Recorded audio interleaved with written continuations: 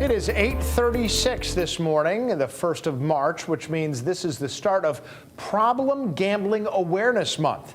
It's an addiction that's become especially important to keep our eyes on because Connecticut legalized sports betting and online gaming back in October.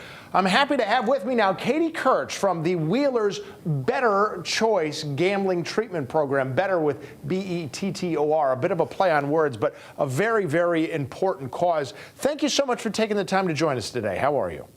Good morning. Well, how are you? I am doing quite well. Very curious now, we're about 5 months or so into the legalization of sports betting and online gambling.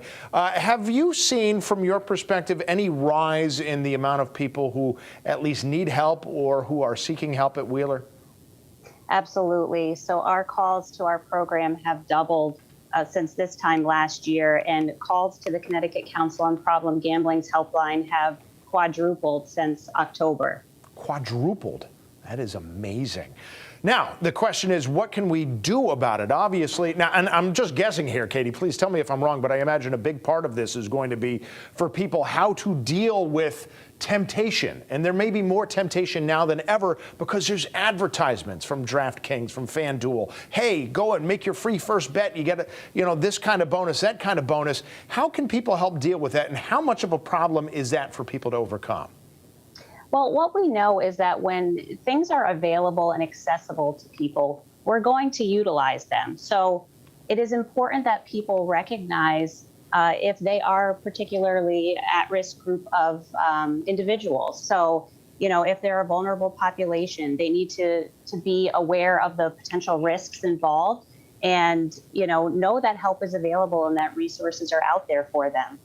And to be fair, the state and their partners there with online gambling have tried to make people aware that there are resources. So I guess in a very general sense, Katie, has the broader legalization, even in Connecticut and nationwide, of online gambling and sports gambling helped people who are looking for treatment in any way?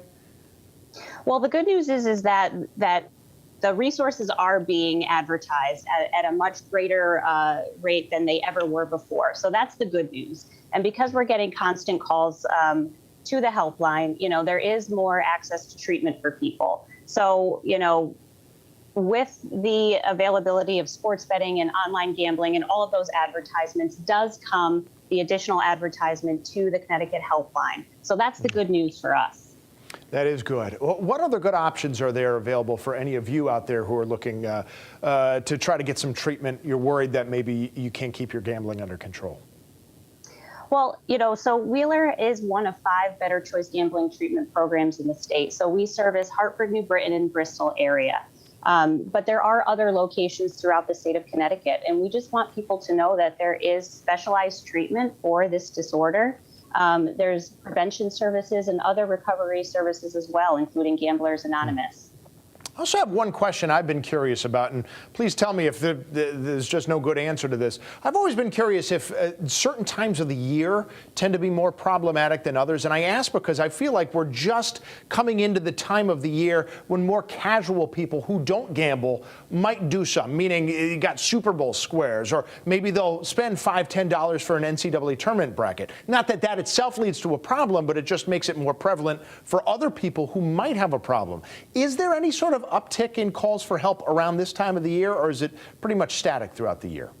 Absolutely. So what was once Problem Gambling Awareness Week, to coincide with the NCAA tournament and March Madness, we are now Problem Gambling Awareness Month to really, increase public awareness of prevention and treatment options around this time of year because there is such high rates of gambling.